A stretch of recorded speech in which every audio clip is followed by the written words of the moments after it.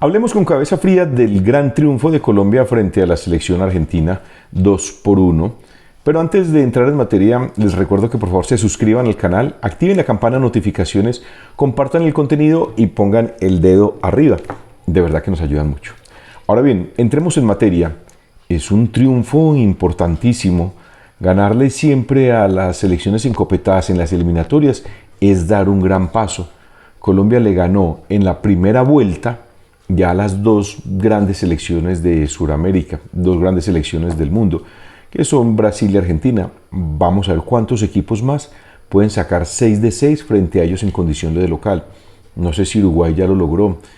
Brasil ha perdido 4 partidos en esta eliminatoria, si mal no estoy, pero vamos a ver de esos que le ganaron a Brasil, cuántos más como Colombia le pueden ganar a Argentina.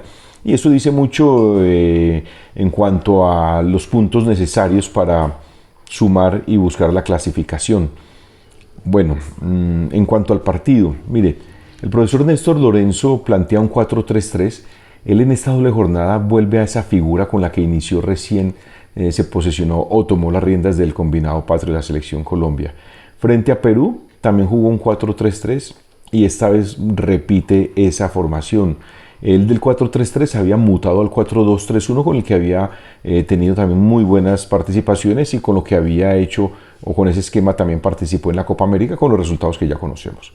En el partido, en fase ofensiva podría decir uno que ese 4-3-3 es muy dinámico, se ataca mucho por los costados porque el equipo es muy abierto, es de ida y vuelta sobre las bandas, además porque tiene el acompañamiento de esos volantes interiores que hacen parte de ese tridente del medio campo y porque también tiene a los laterales, a los marcadores de punta, en otrora, así se les decía antes, ahorita son los laterales y seguramente tendrán después otro nombre. Entonces hay mucho trabajo por las bandas, por los costados, y en fase defensiva ese equipo debería variar, a mi concepto, a mi parecer, por lo menos conformar una doble línea de 4, cosa que no sucedió en gran parte del partido. Colombia seguía marcando en fase defensiva 4-3 con ese tridente, pero resulta que ese tridente del medio campo dejaba muchos espacios porque esos tres se alargan mucho y dejaban muchos vacíos. Situación que aprovechaba bien Argentina, además porque se paraba muy bien entre líneas, se paraba muy bien entre el cuarteto posterior, ese primer tridente, y por ahí le hacían daño a Colombia, además de que se presentaron escaramuzas por desconcentraciones en el inicio del partido, sobre todo por el costado de Mosquera, que casi nos cuesta un gol, una jugada muy apretada entre él y el gran Camilo Vargas. En 4-3-3 en fase defensiva no le estaba rindiendo el profesor Néstor Lorenzo porque James no tiene responsabilidad de marca. A ver, James ya con 33 años en el calor de Barranquilla, si bien es cierto que esto es colectivo y que todos deben aportar, a James le retiran esa responsabilidad de marca. Debía tener más responsabilidad Lucho Díaz porque es un jugador joven, mucho más joven, porque es un extremo y porque es de ida y vuelta. Así juega en Colombia, así juega en el Liverpool. Y John Jair Durán, pues de pronto tratar de taponar un poco la salida de los laterales, pero en fase defensiva el equipo debe haber sido 4-4-2 o 4-4-1-1. Figura que se dio mucho más adelante cuando sale Arias y cuando entra Kevin Castaño. Eso en términos generales en fase defensiva. Cuando se conforma el segundo cuarteto 4-4 se ve el equipo más compacto, se copan más los espacios y a Argentina se le dificultaba un poco más llegar al arco de Colombia. En fase ofensiva, Luis es clave, pero no le encontramos todavía la forma que quisiéramos que mostrara en la selección como se le ve en el Liverpool, pero es un jugador que desgasta mucho al rival, aunque estuvo bien referenciado, lo escalonaban casi todo el partido, porque cuando él engancha, pues ya tenía otro rival de Argentina ahí cubriéndole o haciéndole la segunda a su compañero, y eso pues generaba que Lucho Díaz chocara contra una muralla. Pudo enganchar pocas veces hacia el centro, que es la jugada propia de él.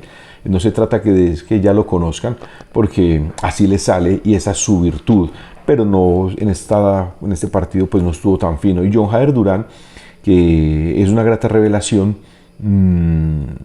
como que sí, como que no, me pareció importante más al inicio del partido, de pronto después no tanto.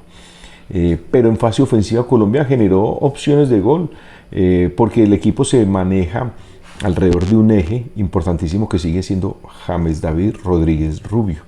Este gran jugador sigue siendo esencial e importantísimo en el andamiaje del profesor Néstor Lorenzo, que acompañado con Ríos y con John Arias pues generan buen volumen de ataque y no dejan de ser jugadores importantes para el rival, a los que se les debe cortar el circuito de juego.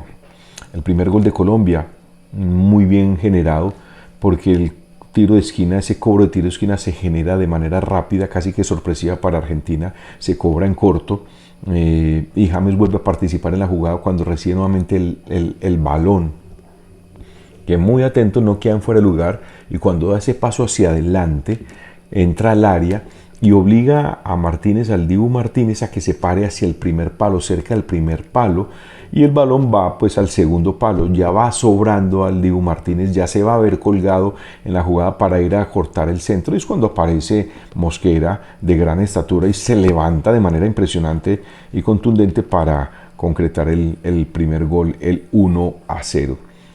Las desconcentraciones en defensa se estaban presentando, y ahí viene el gol del empate de Argentina, cuando una jugada infortunada de James, que entrega un balón dividido hacia el centro. Un jugador con tanto recorrido sabe que por el centro roban, pero infortunadamente se equivoca, tira un balón dividido, y el defensor central de Colombia, la primera reacción es tratar de ir por el balón.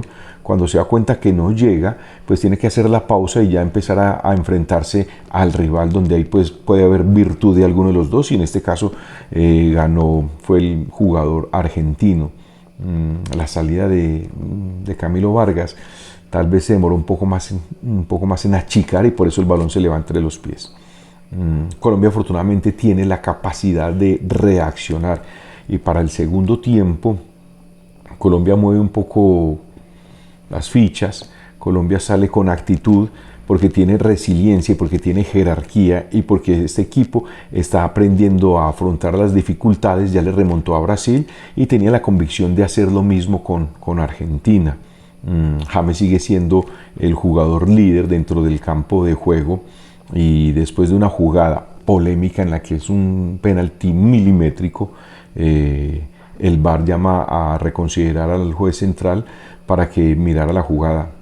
Yo no lo hubiera pitado, y si hubiera tenido que ir al VAR, tal vez me ratifico en que no hubo penalti, pero pues pensaron otra cosa, y con eso se va adelante Colombia, con ese gran cobro de James. Vienen los cambios, sale Arias, entra Cataño, se conforma un poco más el bloque defensivo, y eso ayuda un poco más a Colombia que sea más consistente en defensa. No lo sufrimos, pero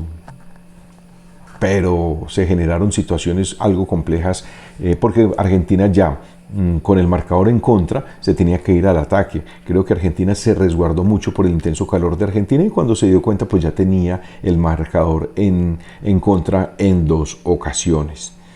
El partido termina ganándose con jerarquía, con pundonor, y porque Colombia tiene esa capacidad de resiliencia.